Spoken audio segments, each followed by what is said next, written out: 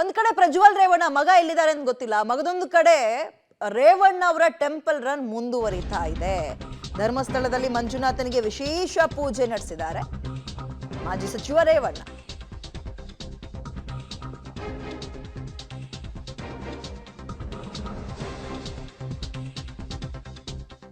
ಮುಂದುವರಿತಾ ಇದೆ H D Revanna ಅವರ ಟೆಂಪಲ್ ರನ್. ಧರ್ಮಸ್ಥಳದಲ್ಲಿ ಮಂಜುನಾಥನಿಗೆ ವಿಶೇಷ ಪೂಜೆ ಸಲ್ಲಿಸೋದ್ರ ಮುಖಾಂತರ ಸುಮಾರು 1 ಗಂಟೆಗಳ ಕಾಲ ಗರ್ಭಗುಡಿ ಮುಂಭಾಗವೇ ನಿಂತಿದ್ರು ರೇವಣ್ಣ. ಮಂಜುನಾಥ ಸ್ವಾಮಿಗೆ ಇದೀಗ ಸರ್ವ ಸೇವೆಯನ್ನು ಕೂಡ ಸಲ್ಲಿಸಿದ್ದಾರೆ.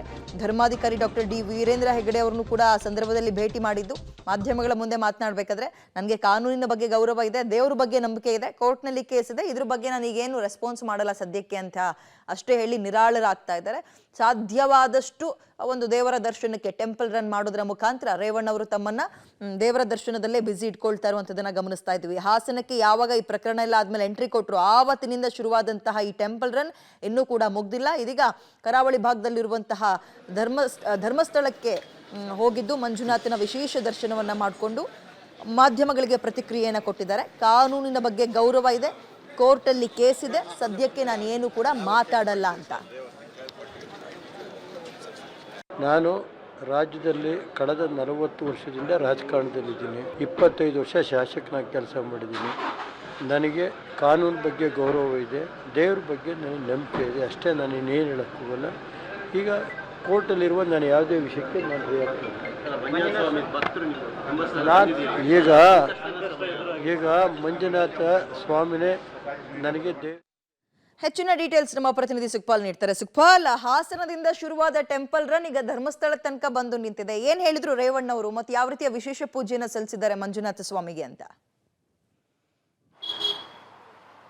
ವಿದ್ಯಾ, ರೇವಣ್ಣ ಹಾಗೂ ಅವರ ಕುಟುಂಬಕ್ಕೆ ಎದುರಾಗಿರುವಂಥ ಸಂಕಷ್ಟದ ಹಿನ್ನೆಲೆಯಲ್ಲಿ ದೇವರ ಮೊರೆ ಹೋಗ್ತಾ ಇರುವಂಥ ಈಗ ಮುಂದುವರೆದ ಭಾಗವಾಗಿ ಕರಾವಳಿಯ ಪ್ರಸಿದ್ಧ ಕ್ಷೇತ್ರ ಶ್ರೀ ಕ್ಷೇತ್ರ ಧರ್ಮಸ್ಥಳಕ್ಕೆ ಇವತ್ತು ಭೇಟಿ ನೀಡಿದ್ದಾರೆ.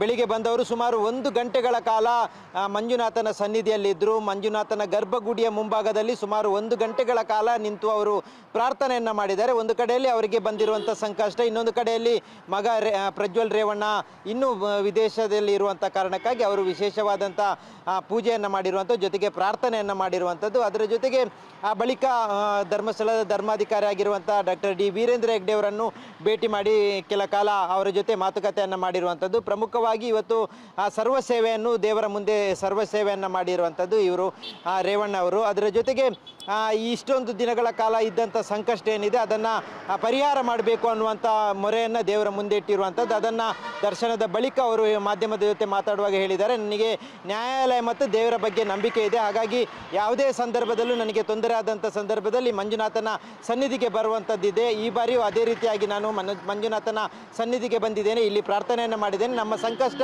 ಪರಿಹಾರ ಮಾಡ್ತಾನೆ ಅನ್ನುವಂಥ ನಂಬಿಕೆ ಮಂಜುನಾಥನಲ್ಲಿ ಇದೆ ಅನ್ನುವಂಥದ್ದನ್ನು ಅವರು ಈ ಸಂದರ್ಭದಲ್ಲಿ ಹೇಳಿದ್ದಾರೆ. ಜೊತೆಗೆ ನ್ಯಾಯಾಲಯದ ಮೇಲೂ ನನಗೆ ನಂಬಿಕೆ ಇದೆ, ಹಾಗಾಗಿ ಈ ಸಂದರ್ಭದಲ್ಲಿ ನ್ಯಾಯಾಲಯದಲ್ಲಿ ಪ್ರಕರಣ ಇರೋದರಿಂದ ಹೆಚ್ಚಿನ ಮಾತುಗಳನ್ನು ಆಡೋದಿಲ್ಲ ಅನ್ನುವಂಥದ್ದನ್ನು ಹೇಳಿದ್ದಾರೆ. ಸ್ಪಷ್ಟವಾಗಿ ಇವತ್ತು ಅವರು ದೇವರ ಮೊರೆಯಾಗಿರುವಂಥದ್ದು, ನಿರಂತರವಾಗಿ ಟೆಂಪಲ್ ರನ್ ಮಾಡ್ತಾ ಇದ್ದಾರೆ. ಅದರ ಜೊತೆಗೆ ಈಗ ಶ್ರೀ ಕ್ಷೇತ್ರ ಧರ್ಮಸ್ಥಳಕ್ಕೂ ಭೇಟಿ ನೀಡಿ ತಮ್ಮ ಕೋರಿಕೆಯನ್ನು ದೇವರ ಮುಂದೆ ಇಟ್ಟಿರುವಂಥದ್ದು. ವಿದ್ಯಾ, ಓಕೆ, ಥ್ಯಾಂಕ್ ಯು ತಮ್ಮ ಡೀಟೇಲ್ಸ್ಗೆ.